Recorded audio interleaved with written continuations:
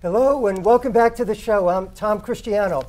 Well, tonight we have an outstanding panel of town leaders to talk about a great deal of what's going on in Chelmsford, and also for about the first 15 minutes of the show, we have our 2014 Chelmsford Citizens of the Year. So with me tonight we have Paul Cohen. How are you, Paul? Great, Tom. Great. Thanks for having me on your Citizen of the Year show. Thank you. Every year I think you come on this show. You've been a town manager for almost 8 years now or something? It's 8 years now. 8 years? Yeah. And this is your 19th time on the show, so we're getting up there nice and quickly, which is great. And one more, and you'll hit the top 10 of all my guests. Wow. Only, you know, and I mean, only 9 guests have hit 20 so far, 20 or more. Okay. So that'll be great, Paul. Thank you for coming on every anniversary show, and usually about 3 shows a year. So in 8 years, that's how we get 2 or 3 shows. That's great. Well, thanks for being here, Paul. Thank you for having me. And we have Charlie Wojtas with us tonight. How are you, Charlie? I'm very well, thanks, Tom. Charlie, you know what appearance this is of you? Your 24th. You know what, Tom? I know I said something before, but I do remember every 24 times. I remember exactly what I said, and I remember what we were doing. Do you really? Yep. That's wonderful. I know. So I think that's all right. It's all exciting, yeah. And you're one ahead of your sister Pat, Selectman Pat. Well, let Pat be first. She always wants to be first. Okay, well, I don't know. We'll see. It'll be between you and her. We'll keep going. We'll see. But so you're the 4th highest appearances of anybody, though, which is really thanks, something. Tom. I guess I owe you. Well, you give me. Well, why do you think I do it, Charlie? You're right. Charlie helped me with my garage, getting the foundation in and everything. I have a new garage, and he does great work. If anybody needs construction work or whatever. That's how you get 24. Yeah. That's exactly it. There's a payoff. Yeah. Charlie did a great job with that. I have this nice second garage now, and it's fabulous. So thanks for being here, Charles. Hey, you're welcome. And we also have my good friend Nick DeSilvio. How are you, Nick? Very good, Tom. How are you? Your 9th appearance tonight, but one more, you'll hit the double digits, and that's good. I'm not as special as Charlie, but you know, I'm getting there. Yeah, but you've been in the political scene not as long as Charlie, right? Here in town. That's true. I mean, you ran for school committee, what, about 6 years ago? 5.5 years ago, right? 5.5 years. Yep. And we'll talk later on in the show whether you're running for re-election this April. And as everyone knows, you're a school committee member for a long time and a town meeting rep. Is it still Precinct 5? Precinct 5, yeah. Wonderful. And also working for this company, and you may be working for another company later. You could talk about that later if you want. Yeah, sure. Well, thanks for being here, Nick. No, thank you. Thank you for having me. Thanks. And we have my good friend Janet Askenburg. How are you, Janet? Good. How are you? Good. It's your 11th time on the show, Janet. Yeah, thank you. So we're getting up there. You've been involved kind of about the same time as Nick in local politics, right? So actually, Nick's been involved, I think, a lot longer than I have as a town meeting rep, and I believe he was on the school committee a year or 2, maybe. Yeah, a year earlier. I think. Before you. Yeah, but he actually inspired me to run for school committee. Yeah, I remember. You're welcome. Yeah, thanks a lot. Yeah, thanks a lot. So, and Janet was. And I'll forgive you for that. Janet was on the school committee for 3 years, and then she ran for selectman. She was elected to the Board of Selectmen. Yep. And so it's been about a year and a half. You've been a selectman now? Yes. And are you the vice chairman now? I'm the vice chair this year. Wonderful. Yep. Well, thanks for being on the show again, Thank you. Janet. I appreciate it. Thanks. And so as I mentioned in the introduction of this show, this is our Citizen of the Year show. So it's kind of a special one, but it won't take too long. But every year, because a lot of these people that we've had as Citizens of the Year, they're still doing so much for the town of Chelmsford, and we want to honor all the work that they do, the volunteer work that they do for the town. And also a couple of them have passed away too, so we want to always remember them. So this is the 9th year where we have this kind of more official Citizen of the Year on the show, and Paul Cohen, our town manager, is gracious enough to sign the award certificates every year, and then we frame them and give them out to the awardees. And we have 6 new awardees this year. But before we mention who they are, I just want to quickly read the previous Chelmsford Citizens of the Year that we've awarded on this show. Beginning in 2006, we had John and Linda Shumley, Pat Maloney, Reverend Mark Bishop, who was in Iraq. He was a chaplain in Iraq. Carrie Spidell and Mary Tiano. In 2007, Citizens of the Year were Kathy Duffett, Phil and Deb Jones, Laura McLaughlin and Donna Newcomb, Angie Taranto, and Jim Trebo, who was a very hardworking open space steward. The 2008 Citizens of the Year were Len Doolin, Walter Headland, Phil Stanway, George Simonian, and Evelyn Thorin. The 2009 Citizens of the Year were Carol and Walter Clevin, Cindy McLean, who did so much for our new bike path to help us get it and run it, Kathy Bruff, George Ripsum, and Charlie Wojtas, who's on our show tonight. And the 2009 Green Citizens of the Year, those who are very concerned about the environment, helped Donna and Henry Parley and Santiago Rios. 2010 Citizens of the Year were Bob Greenwood, George Merrill, Mary Franz, Ralph Hickey and Barbara Renison, and Roy Early. And the 2010 Green Citizens of the Year were Bob Morse and Jennifer Almeida. The 2011 Citizens of the Year were Deb Taverna, who does so much for the Garrison House and other associations in town, Carol and Fred Merriam, who do so much for the Chelmsford Historical Society, Sheila Pachette, and Madeline Needles. And the 2011 Green Citizens of the Year were Ken Dews, Mike Riley, and John Smith. The 2012 Citizens of the Year were Lynn Marcella, Becky Warren, Susan Gates, and Laura Lee. And the 2012 Green Citizen of the Year was Jeff Apostolakis. The 2013 Citizens of the Year were Stephanie Bush, Peggy Dunn, Maureen McGowan, who started that Table of Plenty, and she does other volunteer work here in Chelmsford, and Linda Prescott. And the 2013 Green Citizen of the Year was a open space steward, Elliot Lee. So that's it for the previous ones, for the previous 8 years, and now we have the 9th year coming up. And I think we have an outstanding group of Citizens of the Year. And maybe if we could start with Sue Carter. Charlie, could you hand me that? Sure. And then if you could talk a little about Sue Carter, why we gave her the 2000. Why you did or we did? we We did. gave it because she was on conservation. I did meet her on planning board, which was probably about 12 years ago. And she'd already been on conservation for a number of years. She wanted to go to planning board because she thought she could do more because she's a civil engineer. Because I know first meeting at the planning board, I'm going, who is this lady, Sue Carter? She knows everything. Geez, I think I want to be like her. But of course, I'll never be an engineer like her. So that's a couple of the reasons why we gave Sue Carter Wonderful. Citizen of the Year. Yeah, she works so hard in the town as a volunteer. Plus, she's been working full-time all these years, too, as an engineer, right, or something like Right, that. she has her own business her in own- Littleton. And so she's found time to volunteer at so many agencies. So she's done a superb job over many years, and we thought now would be the time to honor her with the 2014 Chelmsford Citizen of the Year. So thank you, Charlie, and thank you, Sue Carter. Welcome. And next we'll have, if you want to hand me that one. Lori Myers, we have for a 2014 Chelmsford Citizen of the Year. And if all of you know, I think in Chelmsford, in fact, Lori is nominated as a Lowell Sun Woman of the Year this year. There's about 5 or 6 nominees, and Lori is one of them. She's done and continues to do a great deal for child abuse advocacy and adult advocacy as well, if people have been abused. She started the Community Voices organization many years ago, and she's still very active with that. A couple of years ago, she adopted a dog, Wenna, who goes into court with her because a lot of the children especially get traumatized by the experience in court. And so she has a service dog that she's worked with for a long time. She had to go for a lot of training to get this service dog. So Lori thinks of other people a great deal, and she helps out many in the community. So Lori is another 2014 Chelmsford Citizen of the Year. Congratulations, Lori. And next we have Vivian Merrill.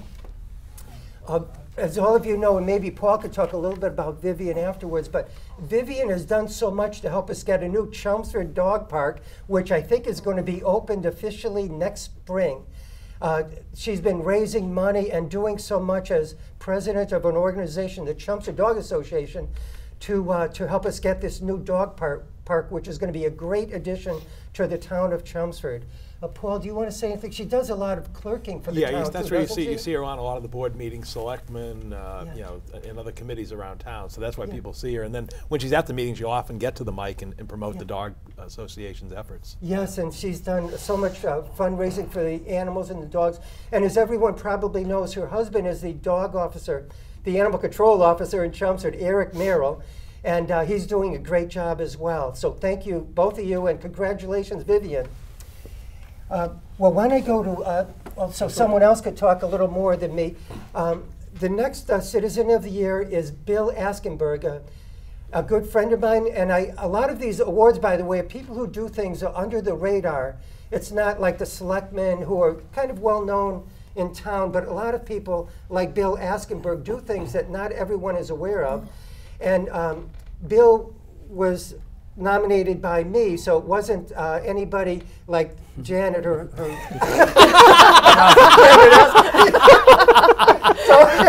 There's not a lot of Askenbergs running around. So don't think that Janet like twisted my arm or anything and said, "Oh, you got it." No, that Janet was so surprised when I told her, by the way, that Bill was going to be a Citizen of the Year this year, and he does so much at Roberts Field and Friendship Park, which maybe Janet could talk a little about. Yeah, he does. He's spent specifically over the past year doing a lot to maintain the park and improve it. It's used a lot by families, you know, especially with young kids. People with dogs go out there. People are flying kites. So he's done whatever he could to, you know, help the town and cleaning it up. He's been working great. The town's been wonderful. Both the Conservation Commission members, also Nick Parley, updating the swing sets and, you know, putting new mulch down and just really making it a great place for families to come and enjoy. So wonderful. So he's done a lot. Yeah, I just want to say on his behalf, thank you so much. I did tell you that this afternoon I finally broke the news and told him, so he wanted me to tell you specifically to everybody. Thank you so much for this. He's very proud. And thank him for the wonderful volunteer work that he and all the other Citizens of the Year, not only this year, but for the past 9 years, have done for the town of Chelmsford. We wouldn't be the great town that we are without all of these wonderful volunteers. And in fact, all the 162 town meeting reps do a lot of volunteer work, attending those, it seems like, interminable town meetings. They do a lot. We have so many committee members that do so much. So eventually, I would hope if we continue the show long enough to get to so many more of you over the years, as long as we all continue for another 20 years. I've been doing this show about 20 years now, so we'll see how long. But I plan to have the Citizens of the Year on this show every year. So thank you, Bill Askenburg. Paul, could you hand me this one? Sure. And maybe could you talk a little bit about our next Chelmsford Citizen of the Year, Sandy Donovan? Yeah, obviously she's the driving force behind the Chelmsford Food Pantry, which is located behind the town offices, you know, behind the ball field. And really at this time of the year is probably when we think most of her, because Thanksgiving and then the holidays and just the amount of people that she helps and the effort that she pulls together to help those in need. So very deserving. And I heard many people are using the yes, food pantry, yes, right? yeah. It's just mobbed, I guess, yeah. from what I hear. Yeah, it's so great to help those in need who really could use some extra food or main food to have a place where they can get it. It's the least, I think, citizens of the country and she's in been our doing it town for so could do. long. I mean, she's So doing it long, for- that's right. It's many years. Well, thank you so much, Paul, Thank you. for that. Janet, could I ask you to hold this, if you don't mind? Because I have something. The next Citizen of the Year is Mary Kramer. Many of you may know Mary Kramer. You could maybe hold. Oh, don't Where do try you to want get me a to one hold it? shot. Oh, I think over here, because maybe you'll get a one shot of it. Okay, there you go.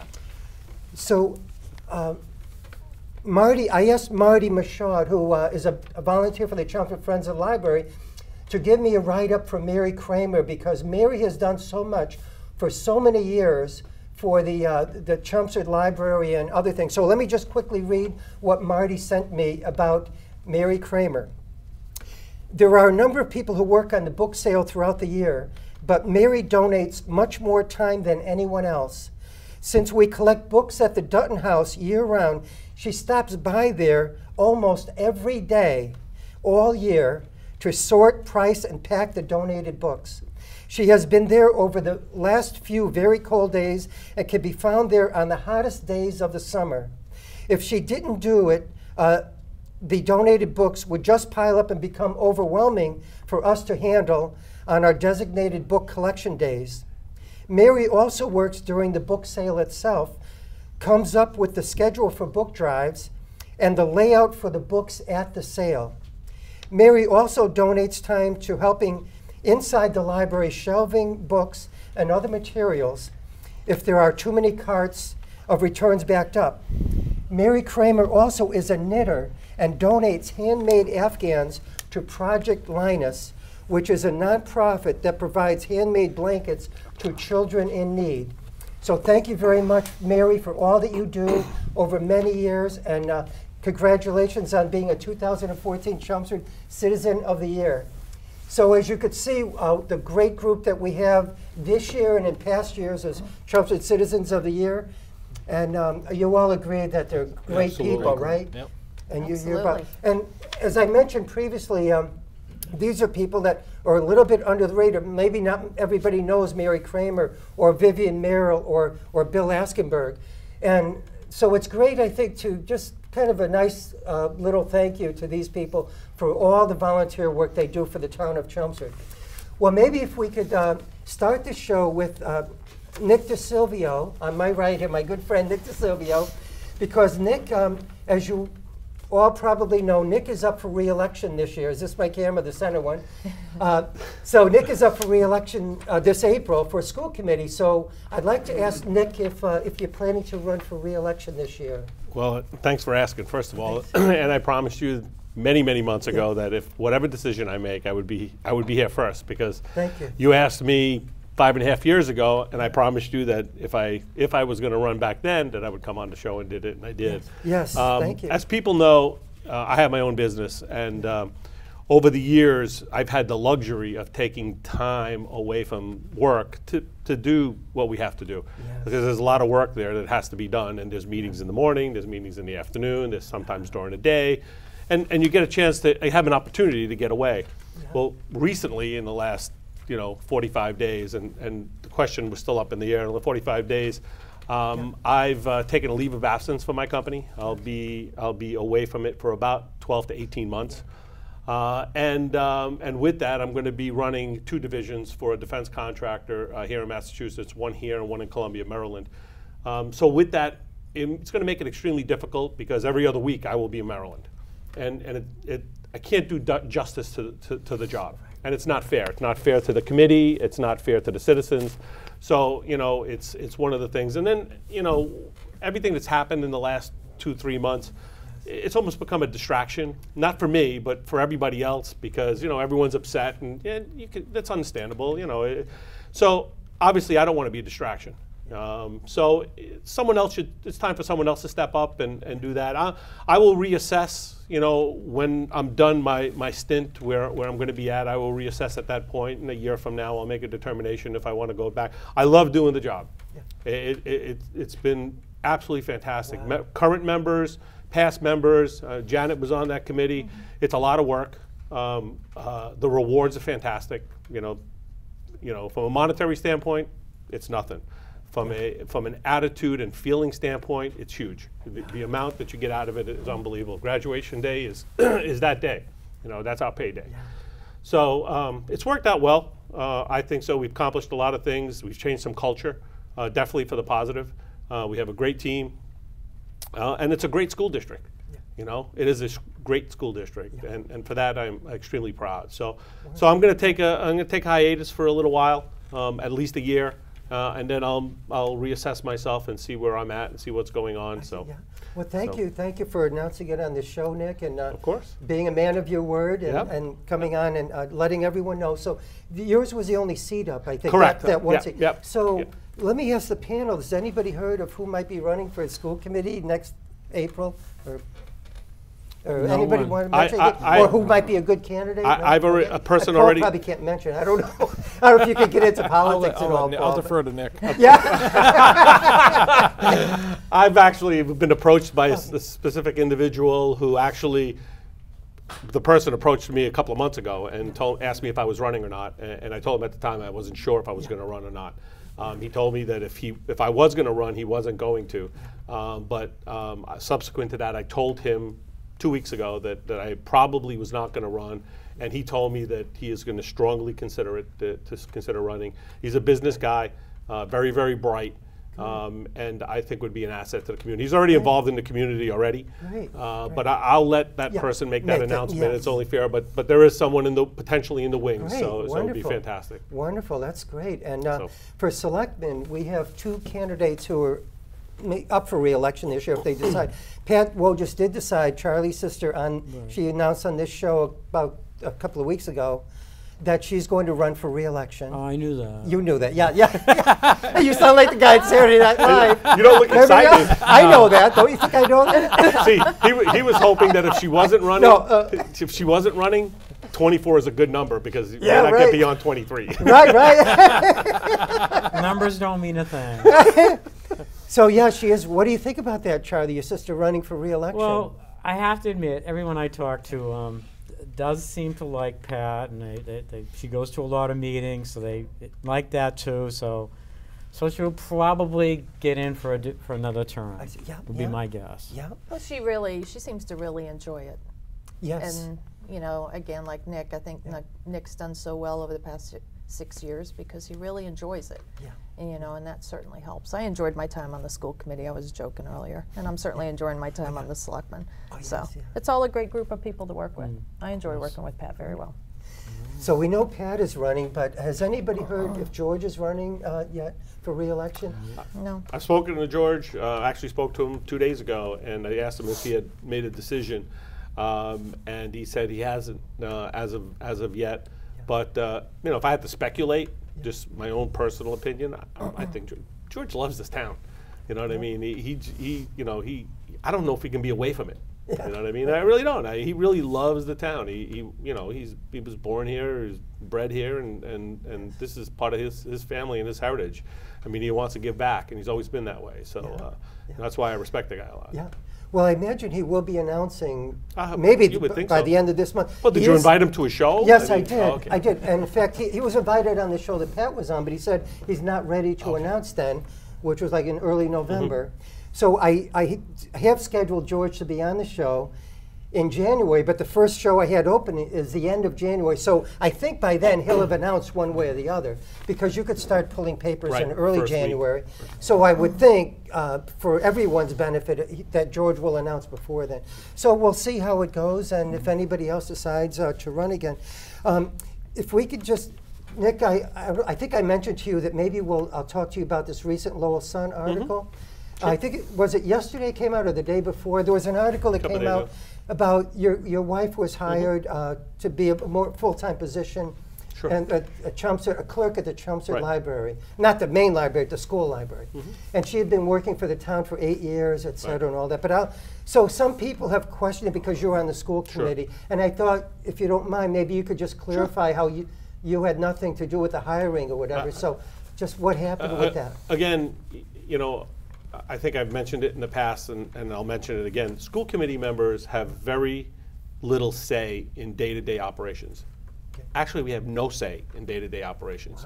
We set policy, we hire and fire the superintendent of schools, we are responsible for the budget, and we have to advocate for the schools. Those are our responsibilities, and that's it. We don't go any further. We don't discuss operational responsibilities within the school. So whoever the school outside of the superintendent hires and fires, that's their prerogative. It's really not our place to say. Yes.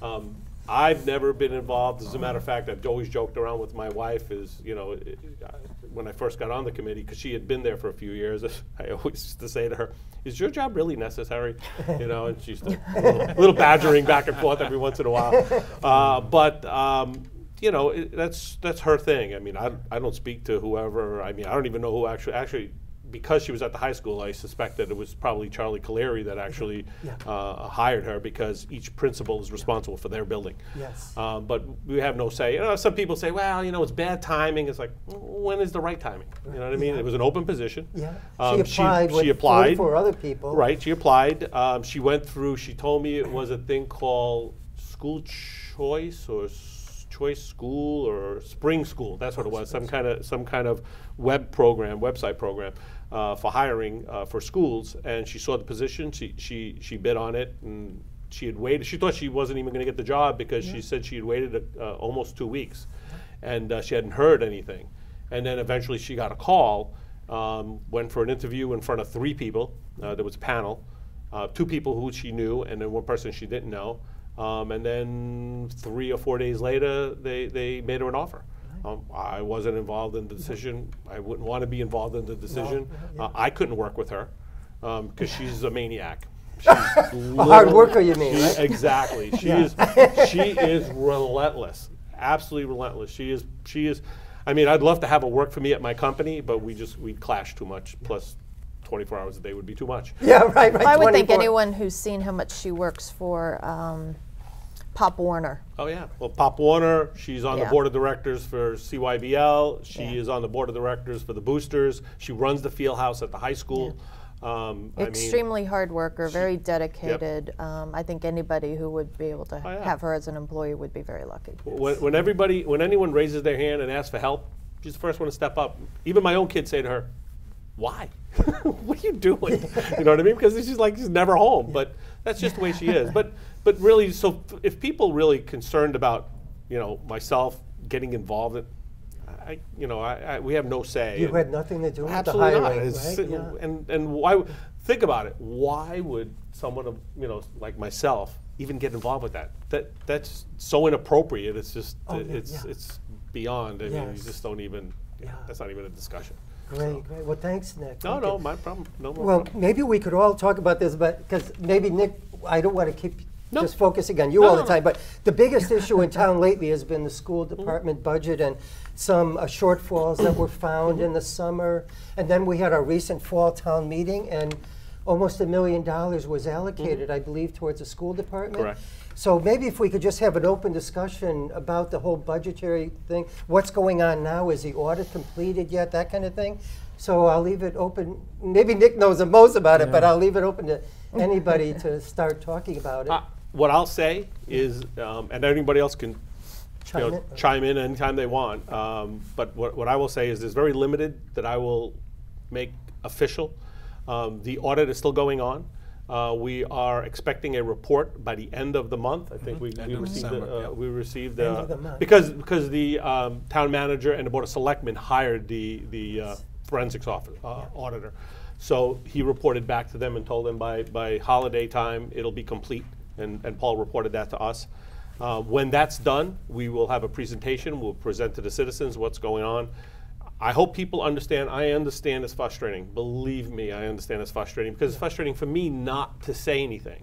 But there is a process that has to be followed because there's personnel involved. There's a very diligent process that has to go through because if we don't follow that process, the town becomes liable, for potential lawsuits. And we're not going to do that. We're in enough trouble. We're not going to go down that path. There's a lot of questions that I had during the process. I've gotten some of my questions answered. The rest of them will be answered when the audit's complete.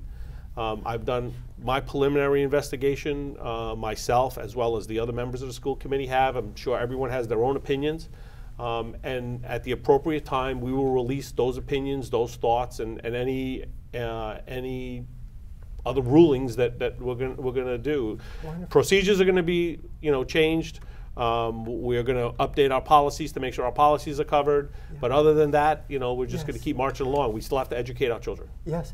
Well, one thing that I've been noticing on Facebook quite a bit on the Chelmsford Reps and Residents group is that some people say that the superintendent has been asked to supply emails between him and the previous business manager, Kathy McWilliams was it? And anyway, it's been about a month now and they haven't been given to this group yet, or this individual. Sure. Do you know why, Nick, that's taking so long? First of all, she is not our former business manager. She's still on our payroll. She's still our business manager.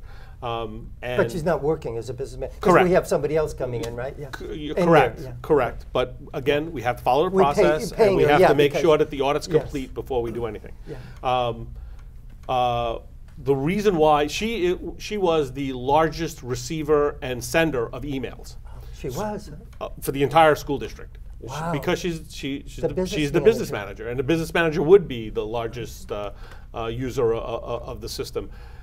What has to happen is not only do you have to collect all those emails, and it's quite a few, they have to be reviewed by only 1 or 2 individuals, because there's personnel matters, either personnel within the building or students that are on her emails. That has to be blacked out. That cannot be released to the public because it's private information. And not anybody could just go in and look at those emails to review that. So someone from HR really has to be the person that scrubs those, or one of her superiors. In this case, it probably is Dr. Tiano. But it has to happen that way, because if we send out just regular random all the emails, there could be personal information on there about a student, a staff member, or someone else, and that we can't do that. All that has to be scrubbed. It has to be Edited, scrubbed. blacked out, you might say, Yeah, whatever. in some way blacked out. I mean, But- obviously people are going to say, "Oh, well, what are you blacking out?" Okay. We have to protect. So do you have any idea when they might be? They're very close. Very They're very, close. very Okay, close. okay. They're very, very close. And we're taping this at what, December 9th is today's date, Yeah. right? So I don't have an exact just- date. No, I no, can't, I'm but just I saying, know yeah. that's the case Yeah, because I saw an email either this morning or last night from Dr. Tiano in trying to finalize some things. So they must be very, very close at putting that information together. Great, thank you. Well, does anybody else have any comments I about just had a this? question for Nick. Yeah. Would it be possible after the audit's done, will people get fired and go to jail? I can't.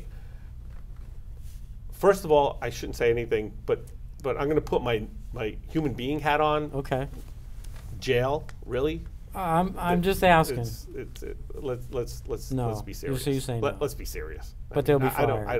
don't have the final audit information, Oh, so no, it's no, hard I for know, me I know. This to is make a just- determination. I'm talking too early. But anything could happen. Okay. Anything could happen because again, that's part of the problem why people are frustrated is they expect action, and they do. unless we follow the right process, not only is there going to be action, but there's going to be a reaction, and it might hurt the town. So we're not going to hurt the town.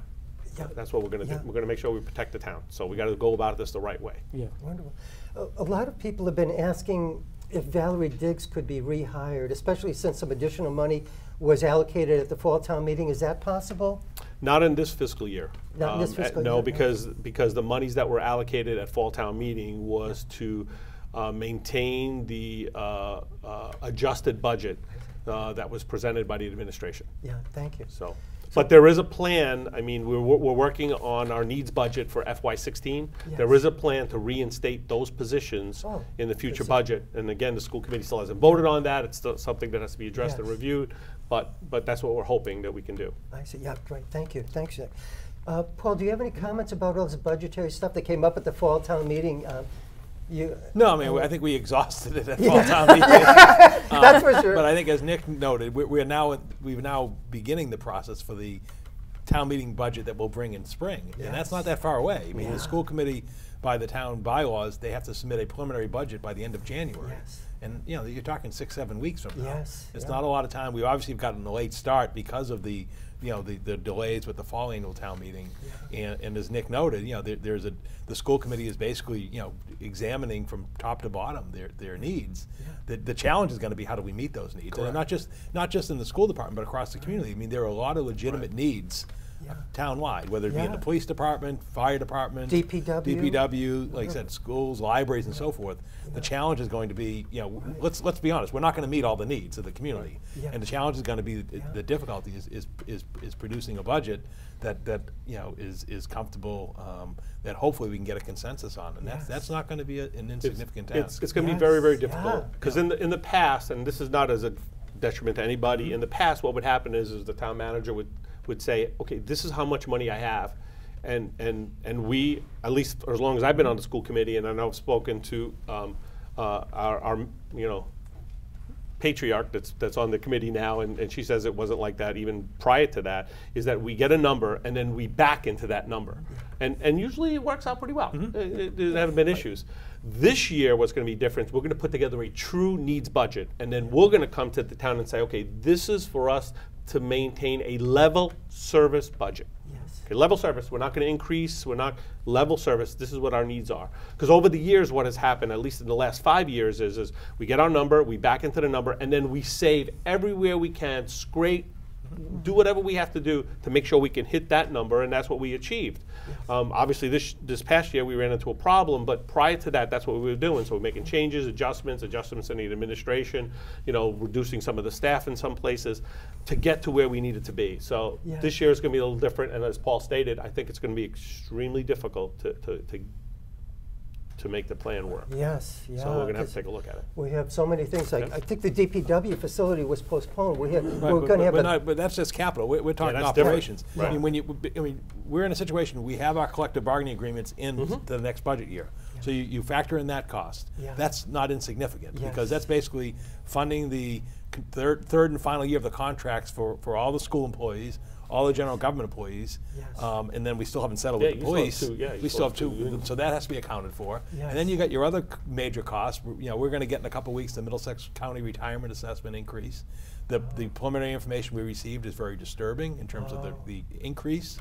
And in fact, they're having the board meeting in 2 weeks, and I'll immediately get that information out once it's official. But that's you know the norm. What I understand, the norm for the county retirement assessment increase is like 6.5%. Why so high, Paul? In 1 year? We're significantly above that number. You know, and the reason is there's no magic to it. They basically look at your actuarial analysis of your retirees and your costs. Now, we're not providing huge salary increases, but if you start thinking around town, we've had a number of retirement increases in terms of, you know, whether it goes from the police chief and all the way down into the schools. We've had a few people go out on disability retirements, so we've got a big increase coming there. And then also, you know, we've got to anticipate a health insurance increase. The trend out there now is probably 4 to 5%. You know, and then, you know, so you start putting those numbers in, and that's sort of what Nick said. That was the process in the past. Once you pick those numbers in, there isn't a whole lot left on the table. So it wasn't as though people, you know, don't want to fund legitimate needs. It becomes a challenge. And then on the other side, the revenue side, as you know, we're constrained by Proposition 2.5. But you know, if you look at the state budget in terms of local aid, you know, the state has a deficit right now that they're still trying to wrangle through. So realistically, how much of an increase do we think we're going to get from the state in the new budget year when they're still wrestling, you know, with their, you know, the current year budget? And in fact, they haven't even begun their projections on their budget increase. And with the new governor, the governor is afforded the luxury of an additional month. So we will not see the new governor's budget till the end of February, which again puts us further behind the process because our budget's due out at the end of January and we go to town meeting in April. So how could you do it if it's due out the end of January, but you won't get, you just make an estimate about the state, right? But you just got to do it. You just have to do that. But again, I don't think anybody's expecting that the state's going to you know, turn they're over wealth of increases. But you know what? I'm surprised about the state, though, because the economy has been doing better each year since the big recession. But the state income tax is going down because of the trip. So that's but dropping as of January 1. It was a very small percentage, right? Those percentages add up to millions of dollars statewide. But the economy was growing. I was just seems like the economy is growing. Our unemployment's going down. I thought our economy was more vibrant, so that more would be going into the state coffers. I guess that's not the case. As a business owner in this state, I don't see it.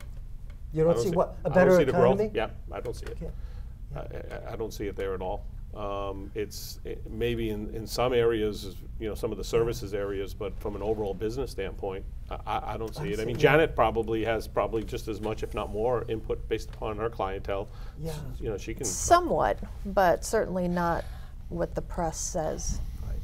But yeah, I mean, I really think this upcoming budget cycle is going to be very difficult, and I know what the school department's goal is, like you said, to present this needs-based budget, and then Paul's got to somehow balance that with what you know the town needs, and do this all within the constraints of the timing of the state. Just curious. So we've broken out in the spring. In the past, we broke out a separate warrant article for Neshoba Tech. Do you anticipate breaking out a separate warrant article now for the schools? Or do you anticipate just keeping that together as one budget? I think it'd be one budget. I mean, the difference is the Neshoba Tech is an assessment, whereas the schools is a department of the town. I've seen some chatter about that, and people asking so that they could focus more on it. Well, if they want to focus on it, they can just discuss it during the overall budget. But mentioning Neshoba Tech, I mean, I'm told I haven't seen any enrollment numbers, but I'm told that the Neshoba Tech enrollment, Chelmsford's enrollment has increased once again at Neshoba Tech, which then shifts the Chapter 70 funds and our assessment up. Yes. Again, I haven't seen any official numbers. I know because they do the enrollments October 1st, and the schools have till the end of October to submit the numbers. But my preliminary inquiry, and I haven't seen any hard data, but indicates that that's going to again increase another funding area. So we're not seeing any breaks anywhere. And we're out for a new trash contract. Again, we'll see that in a couple weeks. Speaking of which, we are changing our trash system. I don't think we're going to be able to afford to, quite frankly. I mean, so what we do is like we do every time, we'll ask for all the prices. What would it be with an automated container and so forth. But we've always gone to the lowest cost option, and I don't foresee that would change. And that's generally sticking with what we have now. But just the inflationary aspects, because again, they have fuel adjustment clauses in the contract that vary with the price of gasoline. So that should go down, correct? That should go down. Yeah. But they do have labor and other components which would push the contract up. So we're just not seeing any breaks. Well, I wouldn't mind if we stick with the existing trash and recycling system we have, which I think it works great. We have two very good companies. The only thing I could see is you may have one that does both, which even though they take separate trucks, logistically it'd probably be easier, because the funny part is when you get into a weather situation, one wants to cancel, the other one doesn't, and so forth. So, and you're going to get everybody the same way. But yes, so that would happen. Well, maybe if we could talk a little bit more about what went on at town meeting, a whole bunch of issues. It was like 4 nights, I believe, that we had for the fall town meeting. Which one of the things was a $700,000 tax reduction proposed by Bob Joyce as an amendment, and it lost at town meeting 92 no votes and 40 yes votes. Does anybody have any comments on that? That was $700,000 that basically was going to be a reduction in the tax increases, so it wouldn't increase quite as much. Well, I just have one question about that. I know you wanted to leave it alone and not give the $700 back, but would that increase or decrease our bond rating? It wouldn't have had any material impact. I think that question was asked. Yeah, it wouldn't have any material impact. So a lot of people ask me, like, why didn't the town meeting vote for it? And I said the reason we didn't vote for it, or I did vote to give the $700 back, but the reason why is because you wanted the money so much, and so we gave it back to you, Paul. So. I don't think that I was the determining factor. I don't think I was the determining factor in that decision by town meeting. Okay, I thought you were. Yeah, I don't think so. I don't think that's the case at all. I think the concern of the town meeting is that they saw that the demands coming, and I think rightfully you can see those coming in the future as well. I mean, how can we realistically expect to see trends in special education changing? I mean, what evidence would you have that you would think that, because you've seen the audit financial numbers, we haven't seen the final report, we've seen the initial report, and we've seen that trend. Why would somebody think that that's going to change? Speaking of which, I read that audit report, and it stood out to me that it seemed like the special education that they were talking about in that report, the 2-page letter, went from $200,000 to like $1.2 million inside of 2 years, and that's one reason. There's a reason. There's a reason for that specific line item, so people need to understand that it wasn't just a special ed went up. What happened was we made a conscious decision as a group to bring some of our students back into town. Okay, so we were trying to shift outside cost to inside cost, because so it would be cheaper. So it was a reduction in another part that wasn't mentioned in that letter. Right, it wasn't, but this is what happened. We pulled stuff from outside to bring it in, right? So we absorbed the cost because it's cheaper to handle some of those services in-house. Yes. What ended up happening is our outside costs kept accelerating and going up, so that didn't get reduced as much as we thought it was going to. It didn't balance. So in other words, this still went up, but we also increased this at the same side at the same time. So it's really not. It's a little. I don't want people to think that it went up that drastically that much. It does go up because it's something that we have no control of. One thing that this town does and our district does is we treat our kids equally, and we do a good job, no matter if it's a special ed kid or just a child that doesn't need special help. Yes. And we just do a great job at it. Thank you. And people come here. People come to Chelmsford. Yes. Okay, there's not just because of the rail trail or, no. or any of the other stuff, and the great community is here, the school system as well as the special ed program. It's a great community. Yes, it is. You know? Yes, it is. Thank you.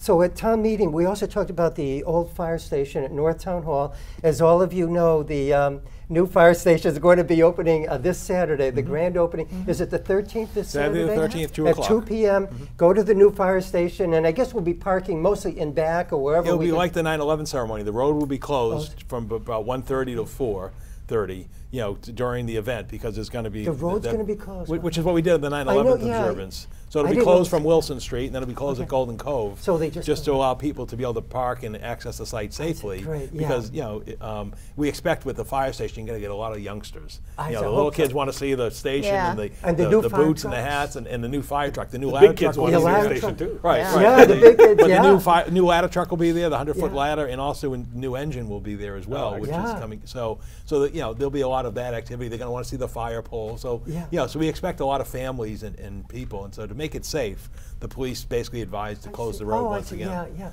Yeah, I remember the last time at 9/11 thing, they closed the road, but I didn't really notice it too much for some Right. reason, but you're right, though, they did do that. And so hopefully we'll have a big turnout there. I hope to be there Yeah. at 2 o'clock. The weather looks then. like it's going to cooperate. It'll be a I nice, hope so. Yeah, not non- like today, it was right, pouring exactly. rain. You're going to inspect the pole there, Charlie? No, I'll be in school that day. I'll be in school. Yeah, so therefore, the fire officers are going to be moving into the new station sometime in the next month or two, and the old station at North Town Hall will be vacated. It came up at the last town meeting that basically the town meeting voted, it would go to the Board of Selectmen, I guess, but they voted kind of to go with the demolition. How much was it, $150,000? $150,000, So yeah. Janet, what do you think about that, or what's the next step with that? Or We just advertised that we're putting together a committee, 7 members, be appointed by the Board of Selectmen, and their charge will be to come back to both town meeting and the Board of Selectmen with ideas on potential uses of the building. by when? When will they come back with the ideas about? I don't know about that, but I do know that the committee is, their charge is going to be through the end of next year. I see, yeah.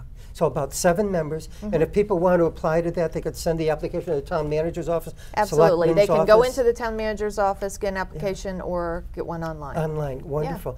And you also have another committee while we're on the Mill Road property that the town meeting authorized to buy. That's right. It's Right, 101 Mill Road. 101 So we're Mill also Road. forming a committee to determine uses for that as well. 7 members as well? 7 members. So- and we're hoping to get a wide variety of people around Chelmsford to be on these 2 committees. So if people are interested in that, they should Same send thing. the Come down to application the in, town yeah. manager's office, get an application, or they can access one online. Yeah.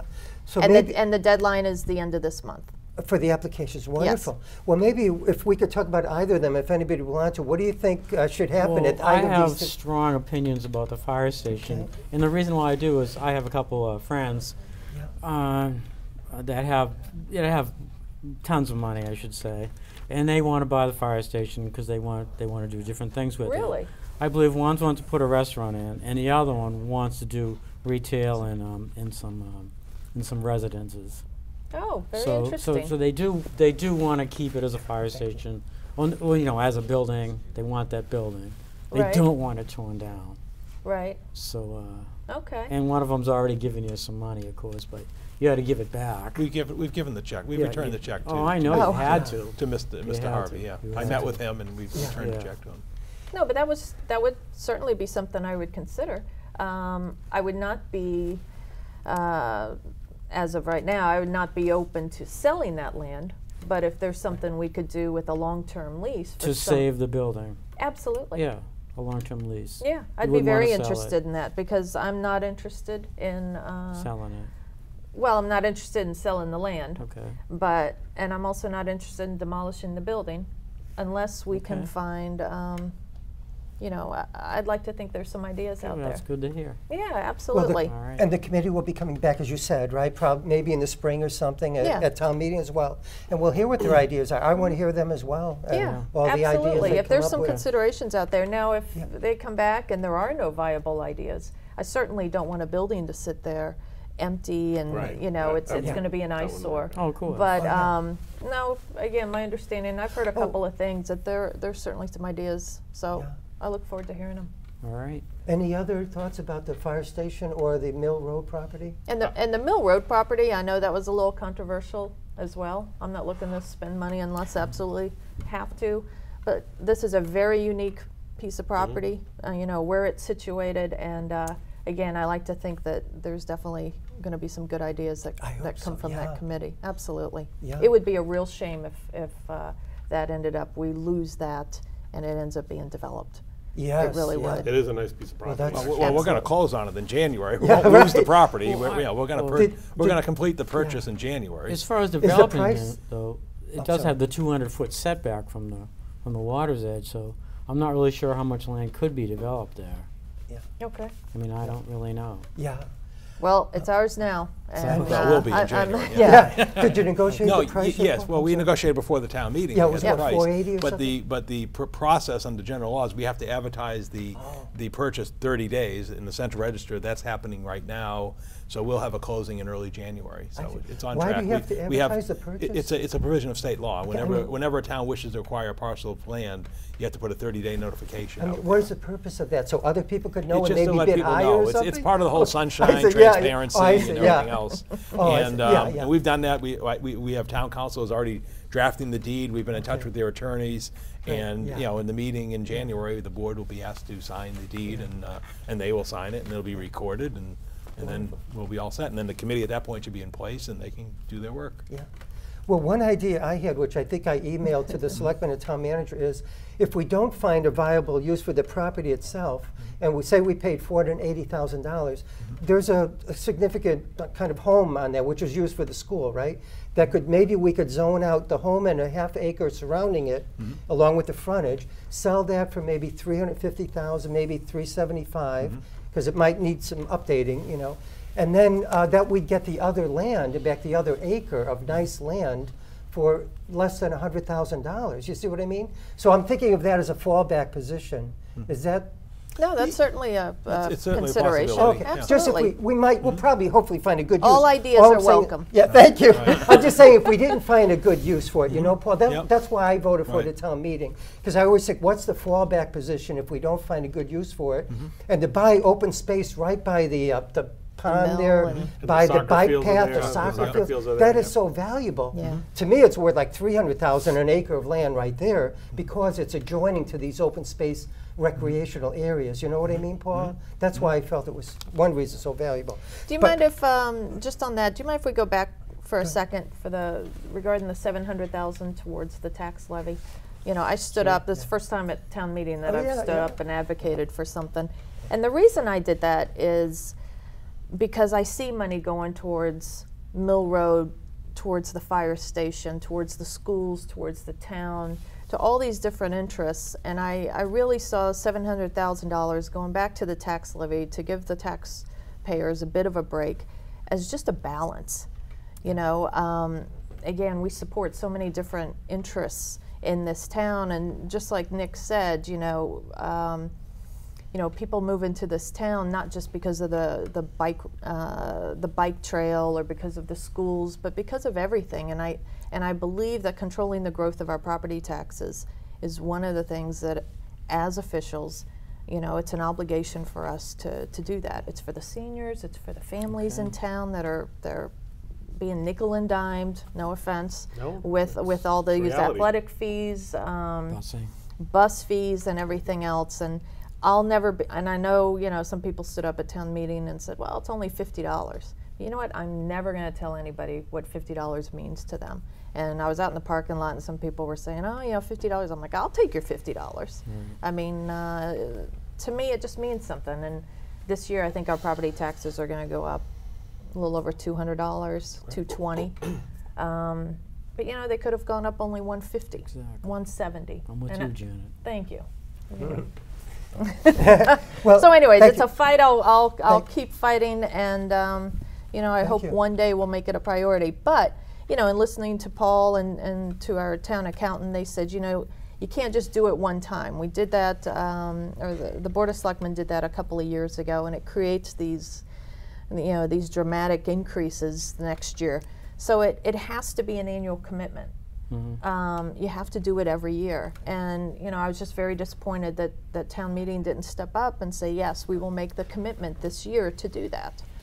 Yep. Thanks. Yeah, Well, but can I yeah, just real Yeah, quick? please, time's running out. Yes, Nick, go ahead. But just one thing, just to put it out there, everyone needs to understand that the whole problem won't be fixed by us. There's a lot of cost tied into running a town. And we should be getting a lot more money from the state, and we don't. Until that's fixed, until the whole structure on municipal hiring and the whole structure of everything that goes around that is different and becomes more streamlined like a private sector kind of business, it's going to be extremely difficult to do that. Yeah. It is, because it's But it's not fixed everything. impossible. But No, see, it's not impossible, you're but right. that's just an excuse. Right. Because you know what? It's government, and that's never going to happen. That's, well, you hope it would at some point.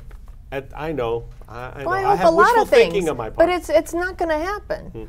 But again, it's striking a balance, and we have to do it, and we have to make that commitment. but I'll say and I to only you- think that's fair. And listen, you and I are both conservative financially, but the one thing that, So is I will, Tom. but one, well, I'm sorry, I didn't mean this. The one thing that I will tell you that the balance that you're trying to strike, which service don't you want to deliver?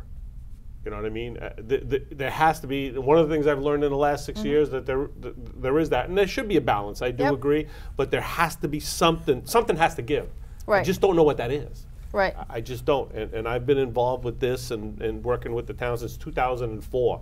Well, you know, from the building committee but way back this when. year, we did have the money We had an available. opportunity, correct. And, you know, the Department of Revenue says a best practice is for a town to have anywhere between 3 and 5% of its operating budget each year in free cash.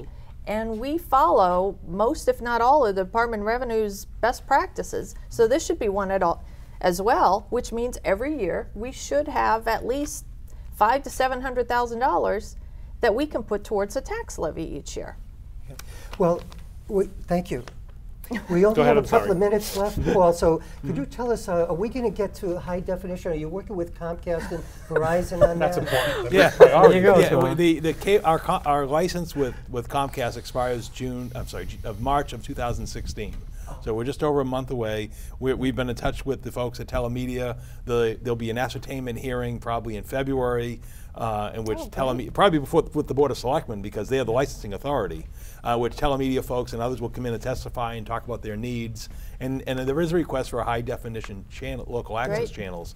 Unfortunately, we've just have not seen a lot of success with that in the Commonwealth in terms of cable licenses. You know, the cable companies guard, you know, their channel capacity and their high def. You know, you've seen with all the pay-per-view and local options and so forth. So They I'm not seem saying to have it available, though, the state, Right. the numbers there, But you're just like not, you're just not, $8.99 or but you're just whatever. not seeing them release those to local access. And the But thing is, You when look you so have, good. You look so good anyway. Yeah, High right. def is not going to help. No, it isn't for me. It's just the station numbers. Because Charlie, on the other hand, Yeah, right. No, right. But when you have a high definition television understand. and nobody Right. goes to channel 8 anymore, it seems, Right. so generally because they want to look at the 800 numbers and 900 Right. numbers. That's the Yeah. only reason. Right. Right. So I'm thinking of more people that watch our town meetings, et cetera, which are very important. This isn't insignificant, I think. Yeah. Right. So it'd be great if we could Right. achieve that. Well, Paul. I and- know it's one of your goals. Well, thank you very much, Paul, for being on the show again. I appreciate it. Yep. I'm looking forward to our next one, probably our anniversary show, 20th anniversary show. Okay. In May, it'll be your 20th Maybe my appearance. 20th also. appearance. Wow, There we'll you have a go. cake for you Hey. too. Have a cake. Yeah, there We'll you put go. your name on the cake as well. Thank Thank you, Nick DeSilvio, Thank you. for being on the show. Appreciate My it. pleasure. Thank you very much, Charlie Wojtas, Hey, for being on the welcome. show again. Thank you very much, Janet Askenburg. Thank you.